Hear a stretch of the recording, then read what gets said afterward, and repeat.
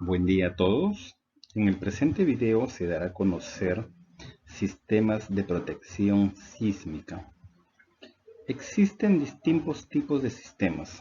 En esta presentación hablaremos de los aisladores de núcleos de plomo.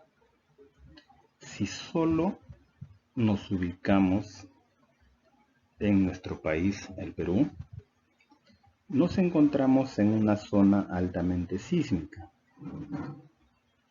Dicho sea de paso, donde no existe una cultura de prevención hacia los desastres naturales. Por ejemplo, casi el 90% de las construcciones son informales. No ha habido participación de profesionales en dichos diseños. No han seguido las normas vigentes, y por ende eso es un problema latente hacia el futuro cuando en algún momento se dé algún evento sísmico. Se van a reflejar todos los errores de construcción que se han dado sin la supervisión de un profesional. Es por ello que debemos de concientizar a la población, debemos dar a conocer este tipo de sistemas para que se puedan reducir los daños en algún evento sísmico. Continuando, este es el equipo que está encargado de la presente diapositivas, este video. Quien les habla es el ingeniero Luis Alvarado, ingeniero civil. Como introducción de estos sistemas de núcleos de plomo, dice, es una herramienta de alta tecnología que protege una estructura de los efectos destructivos de un sismo. Lo hace separando la base de la edificación de la tierra. Así los movimientos del suelo producido por un terremoto o sismo no afectan a la estructura. Este tipo de sistema lo podemos aplicar en distintos proyectos: edificaciones altas o esbeltas, multifamiliares, colegios, universidades, clínicas y hospitales. Por ejemplo, los hospitales dentro de la norma dicen que deben tener algún tipo de sistema de protección sísmica. Centros comerciales, oficinas, puentes, ¿no? Por ejemplo, si lo vemos como si fuéramos una inmobiliaria, vamos a construir unas multifamiliares, podríamos darle un valor agregado a nuestro producto final con este tipo de sistemas, porque podemos decir al cliente que está protegiendo su inversión en algún evento sísmico, porque esto le ayudará a minimizar los daños comparado con una edificación que no tiene este tipo de sistemas instalados. Estos aisladores con núcleo de plomo están conformadas por láminas de caucho natural intercaladas con placas de acero, las cuales son vulcanizadas entre sí y poseen un núcleo de plomo que aumenta su capacidad de amortiguamiento. El amortiguamiento logra una inclusión del núcleo de plomo es mayor del 20%.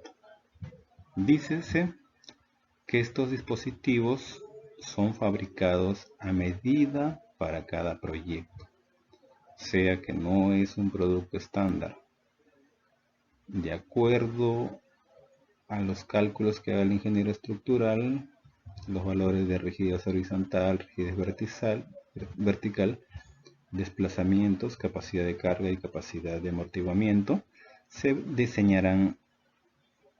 Este tipo de sistema se diseñará de acuerdo a esos requerimientos. ¿Cómo funcionan los aisladores?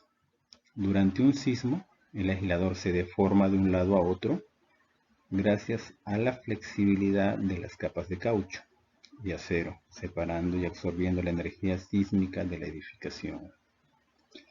Dicen, actúan modificando el periodo natural de la estructura no aislada de modo de reducir la aceleración sobre la estructura aislada.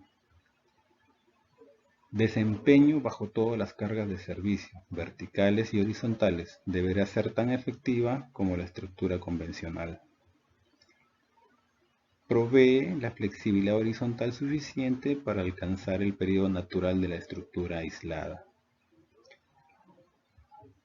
Capacidad de la estructura de retornar a su estado original sin desplazamientos residuales. Provee un adecuado nivel de disipación de energía, de modo de controlar los desplazamientos que de otra forma pudieran dañar otros elementos estructurales.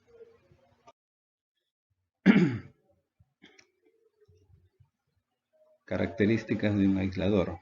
Como pueden ver, tenemos la caja de protección de caucho.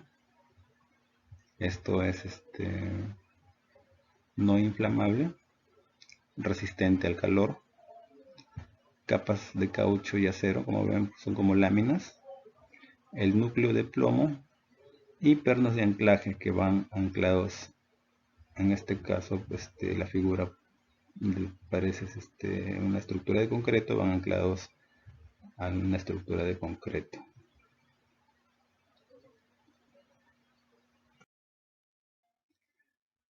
En la fabricación de estos disipadores de energía, antes de salir al mercado, pasan rigurosos controles de calidad, ¿no? En las fotos se pueden observar movimientos laterales, horizontales. Tienen que cumplir todas las normas que exigen, pasa por distintas certificaciones.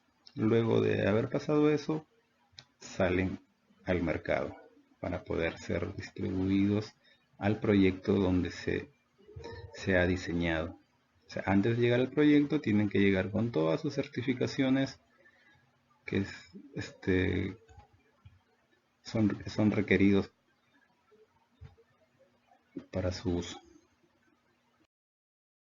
Buen día, en esta ocasión quien les habla es la arquitecta María Deza y les voy a explicar acerca de la norma de 30, que en el artículo 23 nos habla sobre los sistemas de aislamiento sísmico, indicándonos que estos pueden ser utilizados siempre y cuando cumplan las disposiciones del capítulo 2 de la norma de mención y en medida en que sean aplicables los requisitos de la norma del Instituto de Ingeniería Estructural, esto referente a las cargas mínimas de diseño para edificios y otras estructuras.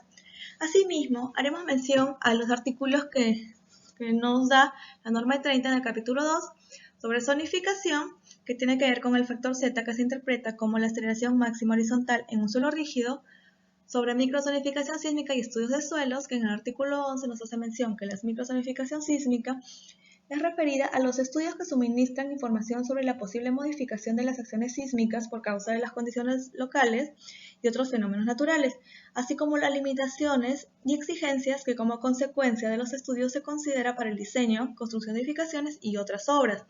Y en estudios de sitio nos hace mención que estos estudios son limitados al lugar del proyecto y suministran información sobre la posible modificación de las acciones sísmicas de los fenómenos naturales por las condiciones locales, y siendo su objetivo principal el determinar los parámetros de diseño. Pues también en el artículo 12 la norma nos habla sobre las condiciones geotécnicas que tienen que ver con los perfiles de suelos y los tipos de suelo, en el artículo 13 sobre los parámetros de sitio y en el artículo 14 sobre el factor de impresión sísmica referente o respecto a la aceleración del suelo.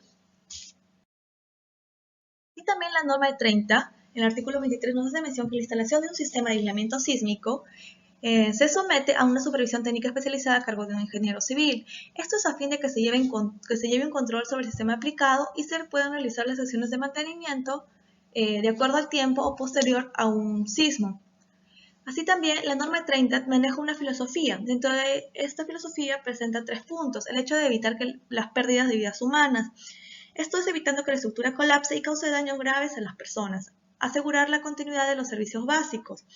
En este caso debe garantizar que las edificaciones permanezcan en condiciones operativas luego de un sismo severo. En el caso de minimizar los daños a la propiedad, está referido a que la estructura soporte movimientos fuertes, esos movimientos calificados como severos, pudiendo experimentar daños reparables dentro de los límites aceptables.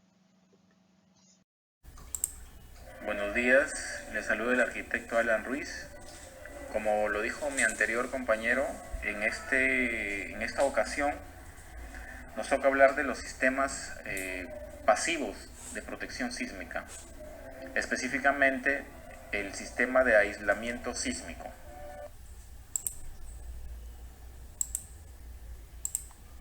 ¿Pero qué es y cómo funciona un aislador sísmico? Un aislador sísmico es una herramienta de alta tecnología que protege una estructura de los efectos destructivos de un sismo. El aislamiento sísmico separa la base de la edificación del suelo, permitiendo que se comporte de manera flexible ante los movimientos de la tierra. Asimismo, absorbe la energía del mismo, lo que reduce la energía transferida a la estructura, evitando que ésta resulte afectada. ¿Qué tipo de estructuras se pueden proteger con estos tipos de protección sísmica? En este caso, los aisladores sísmicos. Normalmente y comúnmente se utilizan en infraestructuras como hospitales, centros de emergencia, escuelas, universidades, puentes, edificios históricos, edificios de gobierno, edificios corporativos, edificios multifamiliares. ¿Cuáles son las ventajas de este tipo de protección sísmica? Una estructura aislada puede recibir solo la cuarta o quinta parte de la fuerza sísmica. Una estructura sin protección sísmica amplifica esta fuerza de 3 a 4 veces.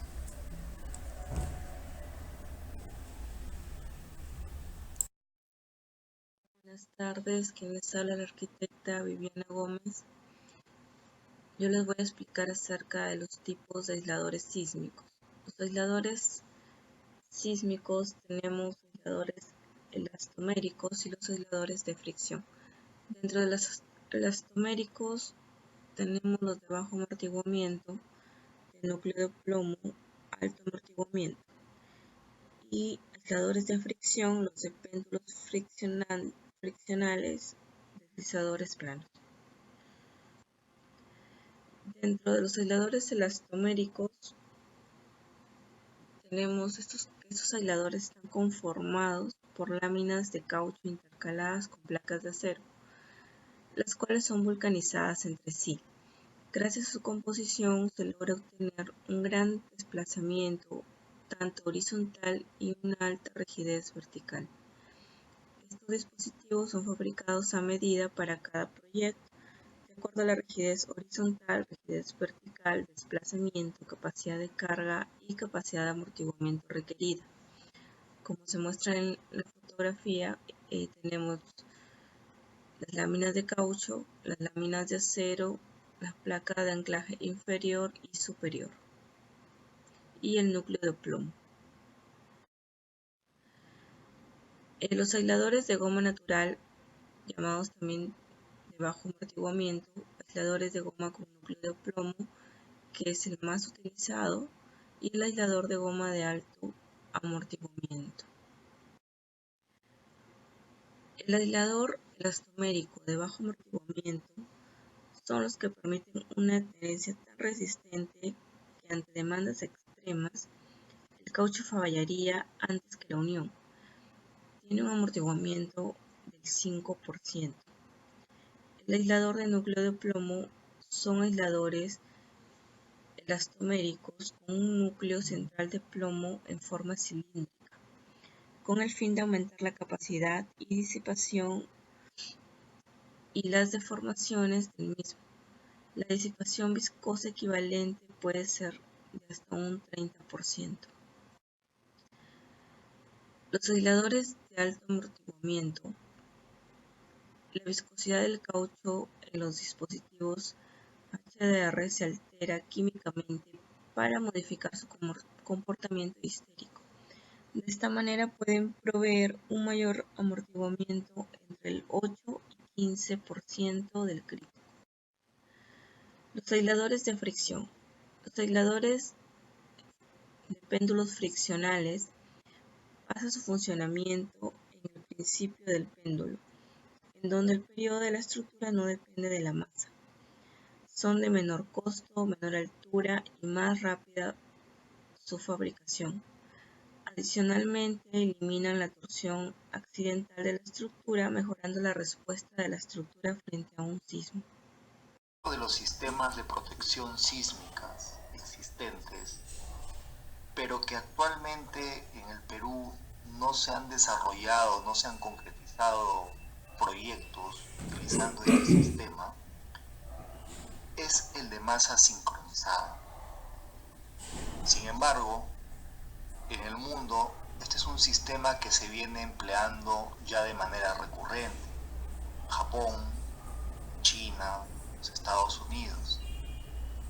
Y si esto lo trasladamos al plano de nuestro continente, países como Argentina y Chile ya han desarrollado proyectos contemplando este sistema. En Chile ya ha funcionado muy bien, ha habido muy buenos resultados en base a los últimos terremotos acontecidos en ese país. La función principal que tiene este sistema es la de contrarrestar el movimiento del edificio, aplicando una fuerza de carácter inercial que va en sentido contrario al movimiento de la edificación excitada a través de las ondas sísmicas. El sistema se complementa a través de cadenas que van a servir para la suspensión de la misma en la parte superior de la edificación y que van acoplados con algunos dispositivos que permitan limitar el movimiento lateral de la masa ante el evento sísmico. Y esto puede aplicarse a través de amortiguadores de fluido viscoso. De tal manera que podemos idealizar el modelo matemático de esta masa conectándola a través de un resorte y un amortiguador, de manera de poder reducir la respuesta dinámica de la estructura.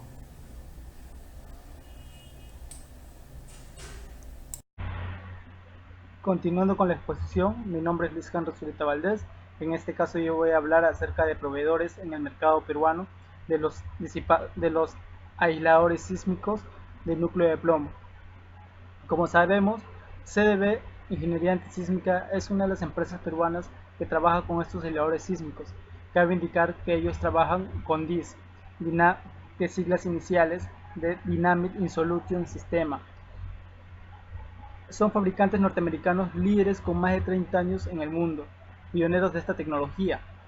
Además, tienen decenas de edificios que están ubicados en el epicentro del terremoto de Tohoku, Japón 2011, que se comportaron satisfactoriamente durante este terremoto de intensidad 9.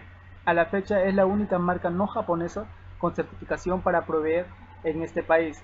Los aisladores DIS son los únicos que resisten velocidades de 150 cm por segundo, cuando en Japón se llegaron a velocidades de 100 cm por segundo en el terremoto de Tohoku. Asimismo, vamos a hablar acerca de las ventajas del uso de estos aisladores. Los aisladores reducen la aceleración, la vibración y la deformación del edificio. También absorben hasta el 90% de las fuerzas sísmicas, el 10% restante ingresan al edificio. Cabe indicar que durante un sismo el aislador se deforma de un lado a otro gracias a la flexibilidad de las capas de caucho y aceros separados y absorben la energía sísmica de la edificación. Buenas noches, siguiendo con la sustentación, mi nombre es Jacqueline Cortegana, me tocó la parte de aplicación en edificaciones sobre los aisladores sísmicos. Bueno, como edificaciones tenemos la vivienda y como vivienda se recomienda no desarrollar esta construcción para viviendas particulares, es decir, de casas de 1 a 3 pisos, ya que basta con la supervisión de los expertos o el diseño estructural que el experto ha decidido. Por ello es la recomendación más que todo a edificaciones de salud, ya que en edificaciones de salud tenemos al usuario que es un paciente, que en el momento del sismo el paciente puede quedar inmóvil o ya que está en camilla está inmóvil y no puede actuar, ¿no? Entonces con este tipo de sistema podemos un poco más protegerlo tanto al usuario como a la edificación. Siguiendo con la sustentación, tenemos unos de los requerimientos para estos aisladores. Uno de ellos es dejar en superficie un espacio libre en el perímetro de la edificación para que durante un sismo la edificación pueda desplazarse controladamente y sin restricciones, moviéndose como un bloque rígido en relación al nivel de aislamiento. Como vemos aquí en esta imagen, vemos a los aisladores que la supervisión esté en el perímetro. Eso es una buena opción cuando no deseamos crear un sótano de libre acceso a una altura como de 2,40 para que la persona pueda ingresar y supervisar. Si tenemos la opción de lograr un perímetro aislado, sería una buena opción para la supervisión. Además, otro tipo de situación es la tipología, ¿no? O el tipo de terrenos. Como vemos en esta imagen, el lado derecho, tenemos en la parte izquierda el nivel de tierra un poco más abajo del otro lado. Pero este tipo de aisladores, como en cualquier arquitectura, lo podemos mantener. Aquí han creado un sótano. Y aquí, como ven, estos son los aisladores. Esto está creado en el proyecto UTEC, la Universidad de Ingeniería y Tecnología. Y también podemos visualizar un tipo de arquitectura diferente, no muy simétrica. Más simétrica lo que vemos en la parte donde está en el contacto con el terreno.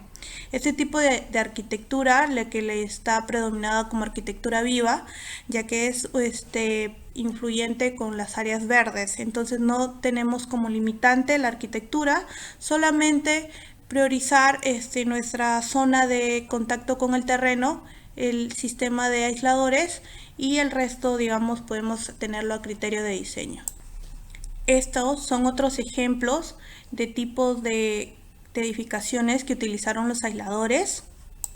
El proyecto de edificios y oficinas Graña y Montero tuvo esta idea de tener 4 sótanos y 7 pisos y utilizando los aisladores, y crearon los aisladores. Como tuvieron 4 sótanos, este tipo de aquí que vemos es losas postensadas, que encima de estas se colocaron los aisladores y creando la separación. Como vemos aquí en el corte, los sótanos con el edificio tienen una separación con los aisladores. Entonces a la hora del momento del sismo solamente la edificación se crearía, ¿no? El movimiento, ya que los sótanos están bajo tierra.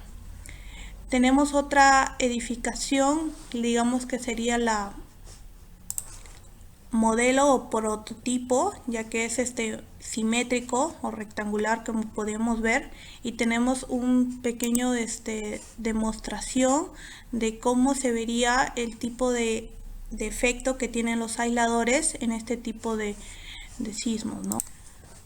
Como podemos visualizar, la edificación con aisladores tiene un movimiento muy leve. En cambio, en la edificación sin aisladores, el movimiento es un poco más brusco. Por eso la recomendación a las edificaciones de salud, ¿no? Ya que si este fuera el caso de los pacientes, sería que muy peligroso para los pacientes. Esto sería una simulación de cómo sería con los aisladores y sin aisladores en edificaciones de salud. Siguiendo con la sustentación, tenemos otro tipo de proyecto, que es un proyecto que es de un hospital en Yurimaguas, que tenemos una consideración que ellos tuvieron, ya que un hospital es un proyecto más que todo de bloques, un poco grande. Entonces, en este tipo de proyecto dice que señala la presencia de los aisladores sísmicos, generó la aparición de juntas sísmicas de 30 centímetros entre los bloques. En edificaciones hospitalarias no tenían la experiencia de trabajar con juntas tan grandes, por la convencional está en la orden de 5 a 10 centímetros, pero se resolvieron con detalles estándar, ¿no? Entonces, este es otro tipo de manera como si tenemos bloques podemos tener un tip de 30 centímetros de junta sísmica, ¿no? Hablando también de los costos, tenemos en el primer edificio que se hizo, primer edificio con aisladores sísmicos fue o pionero en el Perú, fue el edificio de ingeniería civil de la UNI. Entonces, este tipo de edificio en el cual participó el ingeniero Ricardo Proaño, refirió que si bien este tipo de construcciones incrementan el costo de las edificaciones, solamente por propia experiencia es entre un 4 o 5%, a la larga el ahorro es mayor, ¿no? Ya que en un sismo, para luego reparar los daños de la edificación, puede incrementar hasta el 20-30%, pues solamente con esto es el 4 o 5, entonces es un ahorro a un futuro. Siguiendo con la exposición, les habla la ingeniera civil Cheryl Fanny Quesada Espinosa. Vamos a analizar las experiencias en el Perú.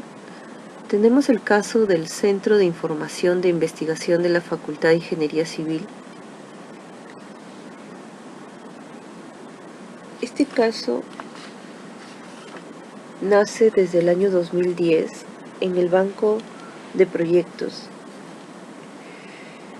ingresado con la unidad formuladora de la Universidad Nacional de Ingeniería, por un monto aproximado de 4 millones, sufriendo variaciones en la actualidad, puesto que el proyecto finalmente fue ejecutado por 14 millones aproximadamente, en un área techada de 5.499 metros cuadrados, donde se utilizó este sistema de los aisladores con núcleo de plomo,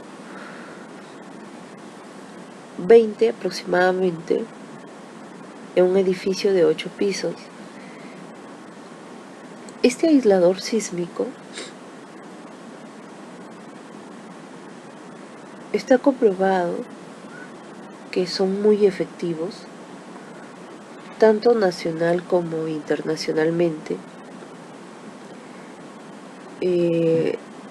Este sistema fue uno de los pioneros en el Perú en utilizarse en este centro de información de investigación, ¿no? La importancia de este tipo de sistemas, ¿no? Puesto que nuestro Perú es una zona altamente sísmica,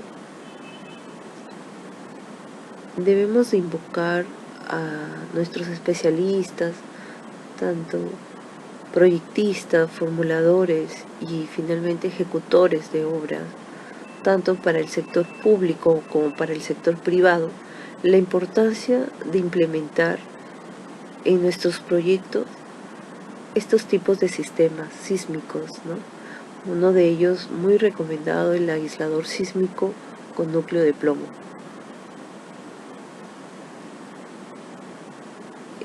Este es un caso que el proyecto sufre variaciones, ¿no? Hay adicionales de obra, sufre varias modificaciones ya en la ejecución, ¿no?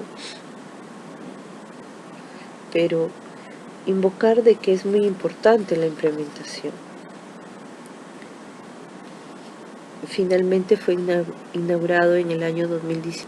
Otro de los casos importantes es la construcción del Hospital Materno Infantil del Cono Sur Juliaca, en la provincia de San Román, en el departamento de Puno. Este proyecto muy importante, ¿no?, para el departamento de Puno. Nace en el año 2009 en el Banco de Inversiones, ingresado por la unidad formuladora del gobierno regional de Puno, por un monto aproximado de 74 millones. Finalmente, este proyecto sufre ciertas modificaciones y variaciones en su presupuesto, puesto que ya en la ejecución encontramos un monto registrado en el Banco de Inversiones a nivel de ejecución por 134 millones. Quiere decir que, al igual que el caso anterior, sufren modificaciones ya en la fase de ejecución. Este proyecto sigue siendo ejecutado.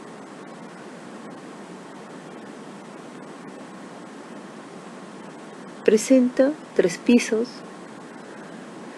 presenta una implementación de 98 aisladores, se ha implementado en este sistema 98 aisladores y se han utilizado 47 deslizadores, ¿no?, en una área aproximada de 49.000 metros cuadrados,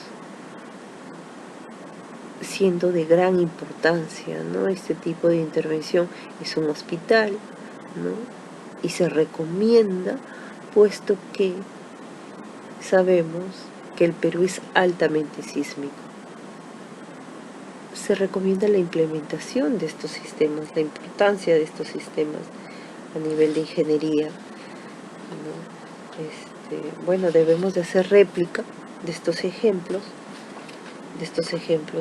en obra, ¿no?, para empezar desde la formulación, tener presupuestado este tipo de aisladores con núcleo de plomo.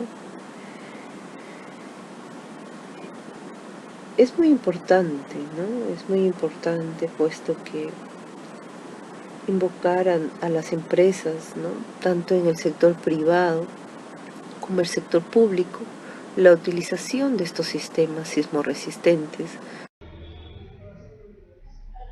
Buen día, mi nombre es el ingeniero Carlos Elder Calva Carrasco.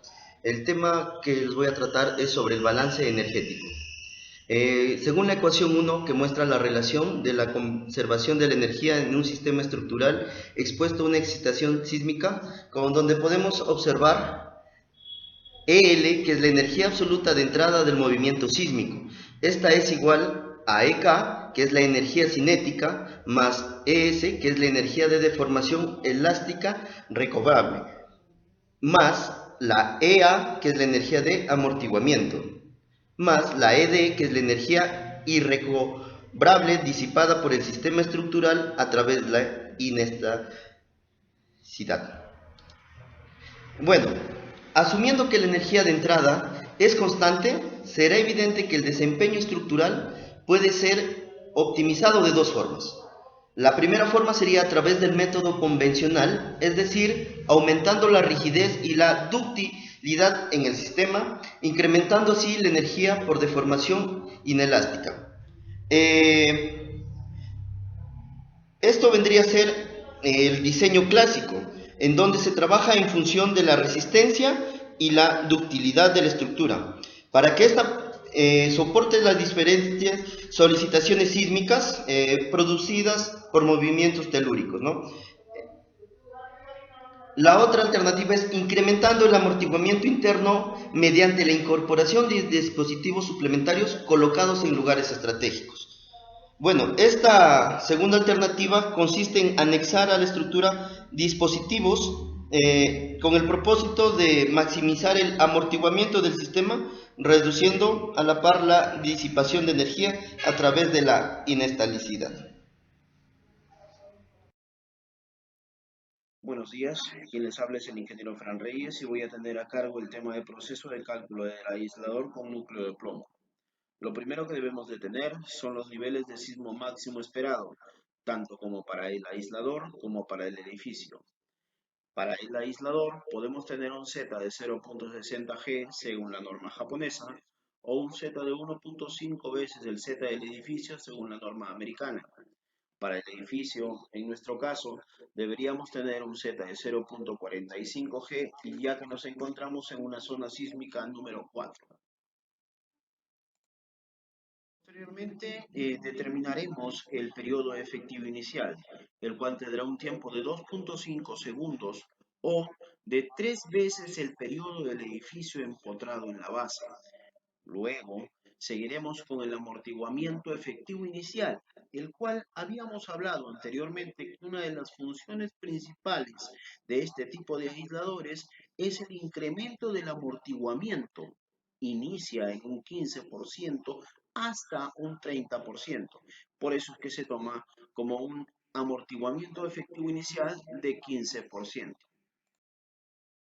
Posteriormente procederemos a calcular el desplazamiento máximo lateral con la fórmula ahí mostrada, en donde G es la gravedad, 9.81 metros por segundo, B sub M es el coeficiente relacionado con el amortiguamiento del sistema de aisladores, y S sub M1, tal como lo muestra también la fórmula, es la aceleración máxima espectral para un tiempo de 1 segundo y un 5% de amortiguamiento.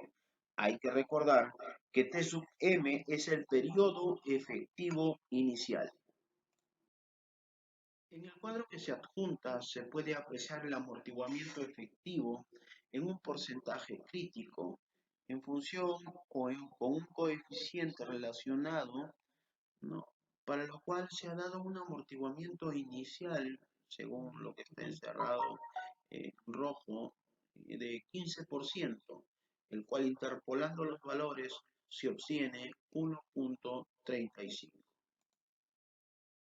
Seguidamente hallaremos el desplazamiento máximo total con la siguiente fórmula, en donde se puede visualizar que D sub M es el desplazamiento máximo lateral, Y sería la distancia del centro de rigidez de todos los aisladores hasta el aislador más lejano. E sería la excentricidad, incluida la accidental. B sería la distancia más corta en plano de la edificación. Y D sería la distancia más larga en planta de la edificación. Enseguida procederíamos a sacar o procesar nuestra carga axial última, que como se sabe es 1.5 la carga viva más 1.25 la carga muerta. Ahora procederemos a sacar el diámetro del aislador. En este caso, el diámetro del aislador tendría que ser 1.5 del desplazamiento máximo total, o la carga axial última entre el esfuerzo permisible, que para este caso es 8 megapascales. Q sub D se estima que tiene un valor de entre el 3% y el 10% de la carga axial tributaria de cada aislador. Para el cálculo del diámetro del núcleo de plomo se tiene la siguiente fórmula, en el cual sigma sub y es un aproximado de 10 megapascales. Para determinar la altura del aislador, tenemos el desplazamiento máximo total entre 2.50. Cabe recalcar que este sería la altura entre o distancia entre las planchas del aislador. Continuaremos con el cálculo de la rigidez efectiva, para lo cual se muestran las siguientes fórmulas, y en donde se tiene que D sub Tm es el desplazamiento máximo total, como ya lo habíamos visto anteriormente, D sub A sería el diámetro del aislador, D sub N el diámetro del núcleo de plomo, H sub A sería la altura del aislador, y tendríamos un G que puede tener un valor desde 0.40 a 0.7 megapascales. Para calcular el amortiguamiento efectivo, se podrían tener dos fórmulas, como se visualizan. La primera podría ser el área del lazo histerético entre 2pi por el coeficiente de rigidez efectiva por el desplazamiento máximo total al cuadrado. Y en la segunda fórmula, en donde F sub y podría ser 1.10 de K sub D. Por último, se tendría la verificación del lazo histerético. Hay que aclarar que para realizar el cálculo o identificar si se pueden formular aisladores con núcleos de plomo, existen algunas limitaciones. Estas son que no es posible identificar este tipo de estructuras en unas edificaciones con periodos mayores a 2 segundos.